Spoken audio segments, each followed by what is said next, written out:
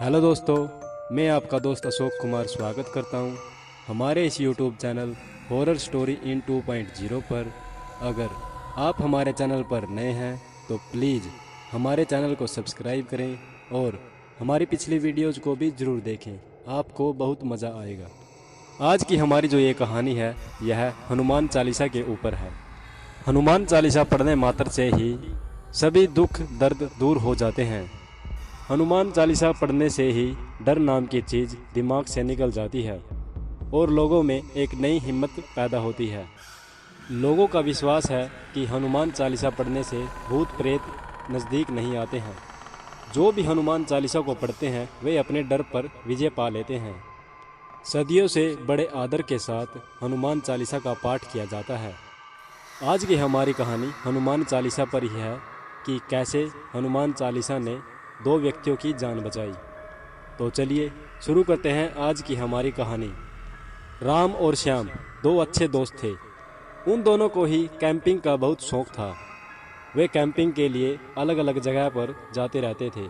उन्होंने कई जगह कैंपिंग की थी लेकिन उनके साथ कोई भी दुर्घटना नहीं हुई थी। इस बार उन्होंने कैंपिंग के लिए नैनीताल जाना था।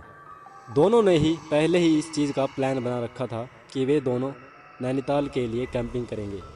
दोनों दोस्त तैयार होकर अपने घर से कैंपिंग के लिए निकल चुके थे और उन्होंने कैंपिंग की जो लोकेशन रखी थी वो उस लोकेशन पर पहुंचने वाले थे। लेकिन उस लोकेशन पर पहुंचने से पहले एक गांव पड़ता था। वे दोनों उस गांव में रुक गए। वहां पर उन दोनों ने थोड़ा आराम किया और गांव वालों से बातचीत की। गांव वालों ने उन्हें देखते ही पूछा कि आप दोनों यहाँ पर क्या कर रहे हो। इस पर राम ने जवाब दिया कि हम यहाँ पर कैंपिंग के लिए आए हैं और हम उस जंगल में कैंपिंग के लिए जाने वाले हैं। राम ने जैसे ही ये बात कही गांव वालों ने उसकी बात बीच में ही काट दी और कहा कि साहब उस जंगल में मत जाना। वह जंगल काफ़ी खतरनाक है और वहाँ पर आए दिन कुछ न कुछ घटनाएं होती रहती हैं।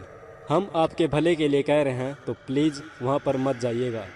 इस पर श्याम ने कहा कि हम कैंपिंग के लिए आए हैं तो और कहाँ जाए, हम कैंपिंग के लिए आए हैं तो कैंपिंग करेंगे ही।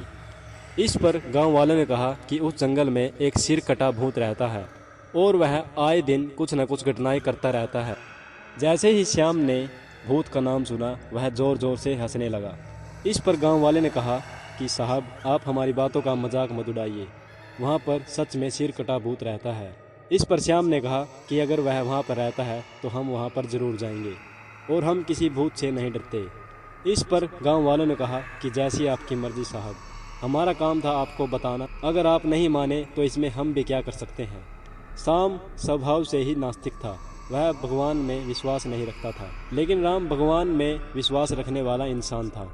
वह स्वभाव से भी काफ़ी अच्छा था। उसने गांव वालों की बात सुनी और गांव वालों से कहा कि अगर ऐसी कुछ बात हुई तो हम वहां से वापस आ जाएंगे। दिन ढलने वाला था और रात होने वाली थी, इसलिए दोनों कैंपिंग के लिए उस जंगल की तरफ चल पड़े। कुछ समय के बाद वे उस जंगल के अंदर जा चुके थे। दोनों जंगल के काफ़ी अंदर थे। उन्होंने वहीं पर अपना कैंप लगा दिया। कैंप लगाने के बाद उन्होंने वहाँ पर काफ़ी इंजॉय किया। कैंप के बाहर उन्होंने आग भी जला रखी थी क्योंकि ठंड थी। ठंड से बचने के लिए उन्होंने आग जला रखी थी और आग जलाने का एक सबसे बड़ा कारण ये था कि कोई जंगली जानवर उनके कैंप के पास नहीं आएगा। रात के करीबन 10 बजे वे दोनों अपने कैंप के अंदर जाकर सो गए। रात के 12 बजे के करीबन किसी के चिल्लाने से राम की आँख खुली। राम उठकर बैठ गया। जंगल में भेड़िए चिल्ला रहे थे और डरावनी डरावनी आवाज़ें निकाल रहे थे। चिल्लाने की आवाज़ इतनी डरावनी थी कि राम को अपने कानों पर हाथ रखना पड़ा। वह इतनी दर्दनाक चिल्लाहट थी कि नींद में भी श्याम को सुनाई दे रही थी और वह भी उठ खड़ा हुआ। भगवान को ना मानने वाला श्याम अब डर से कांप रहा था और उसने राम से पूछा कि यार ये कौन चिल्ला रहा है। राम ने उसे शांत करते हुए कहा कि तुम शांत हो जाओ, मैं जाकर देखता हूँ कि बाहर क्या हो रहा है। लेकिन राम की भी हिम्मत बाहर जाने की नहीं हो रही थी। उसे ऐसा लग रहा था कि उनके कैंप से थोड़ी दूरी पर ही वह जीव है जो चिल्ला रहा है। वह कोई आम जीव नहीं लग सकता, शायद वह कोई और ही है। दोनों में से किसी की भी बाहर जाने की हिम्मत नहीं हो रही थी कि बाहर जाकर देखे कि क्या मामला है। वह चिल्लाने की आवाज़ दोबारा फिर से आने लगी, जिसे सुनकर श्याम को काफ़ी डर लगने लगा और उसने राम से कहा कि मुझे फ्रेश होना है। मेरे पेट में बहुत ज़्यादा ज़ोर से दर्द हो रहा है। वह चिल्लाने की आवाज़ उनके कैंप से काफ़ी दूर जा चुकी थी, जिसके कारण राम ने कहा कि ठीक है, हम बाहर चलते हैं। इस पर श्याम ने कहा कि मैं टॉर्च लेता हूँ और हम उस जंगल में चलते हैं, मैं कैंप से ज़्यादा दूर नहीं जाऊँगा। राम ने कहा ठीक है, तुम टॉर्च ले लो और मैं आग से जलती हुई लकड़ी उठा लेता हूँ। अगर कोई जानवर हुआ तो वह टॉर्च से नहीं डरेगा, शायद इस आग की लकड़ी से वह डर जाए। श्याम जाकर एक झाड़ी के पीछे सोच करने लगा। राम उससे थोड़ी ही दूरी पर आग से भरी लकड़ी लिए खड़ा था। राम ने सोचा कि उसका दोस्त काफ़ी डर चुका है। वह उसे बार बार पूछ रहा था कि तुम ठीक हो ना। इस पर श्याम भी उसे बार बार कह रहा था कि मैं ठीक हूँ। इससे दोनों में थोड़ी हिम्मत बनी रही। तब अचानक दूर से कहीं झाड़ियाँ हिलने की आवाज़ आई, शायद कोई जानवर होगा। इस पर श्याम झाड़ियों के पीछे से राम के पास आ गया और उन्होंने टॉर्च की लाइट उन झाड़ियों की तरफ की, लेकिन वहाँ पर कोई भी नहीं था। दोनों जैसे ही अपने कैंप की तरफ जाने लगे, उन्हें ऐसा लगा जैसे उनका कोई पीछा कर रहा हो। दोनों दोस्तों ने पीछे मुड़कर देखा तो पीछे कोई भी नहीं था। तो राम ने सोचा अगर पीछे कोई नहीं है तो ये आवाज़ें कहाँ से आ रही थी। फिर श्याम ने एक पेड़ पर टॉर्च मारकर देखा तो उसके होश उड़ गए, क्योंकि पेड़ पर एक आदमी बैठा हुआ था। उसे उसका सर दिखाई नहीं दे रहा, क्योंकि उसका सर पत्तों से ढका हुआ था। उसे सिर्फ उसकी टांगें दिखाई दे रही थी और पेट का थोड़ा हिस्सा दिखाई दे रहा था, और वह आदमी काफ़ी बड़ा भी था। श्याम ने राम से कहा कि ठीक है, हम वहाँ पर जाकर देखते हैं कि वह कौन है। तभी दूर से कहीं फिर से भेड़िए के चिल्लाने की आवाज़ें आने लगी, और फिर जिस चिल्लाने की आवाज़ से श्याम और राम की आंखें खुली थी, वही चिल्लाहट फिर से सुनाई दी।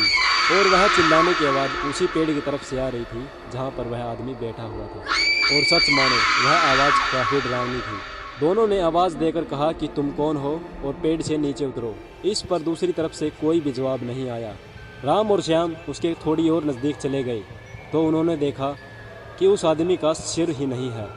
ये सब देखकर राम और श्याम काफ़ी डर गए। उन्होंने फिर सुना कि कोई चीज़ किसी चीज़ को चबा रही है। उन्होंने थोड़ी ऊपर टॉर्च मारकर देखा तो उनके होश उड़ गए, क्योंकि उसी आदमी का सर बंदर को चबा रहा था।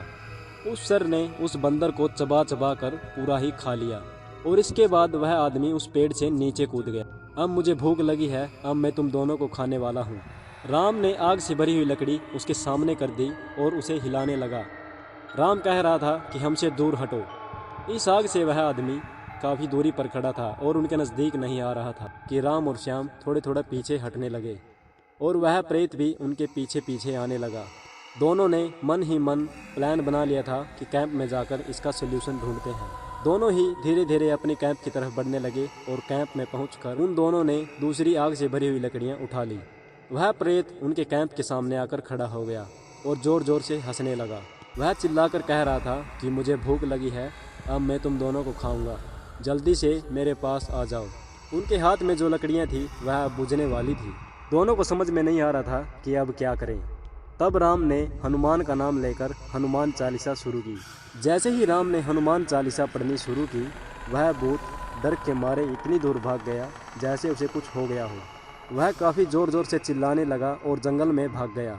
दोनों ने अपने कैंप को बांध लिया, और जब तक उन्होंने कैंप बांधा, राम हनुमान चालीसा पढ़ ही रहा था। वह सारे रास्ते भर हनुमान चालीसा का पाठ करता रहा, और इस प्रकार उन दोनों की जान बची। तो दोस्तों, कैसी लगी हमारी आज की ये कहानी? कमेंट बॉक्स में ज़रूर बताइएगा।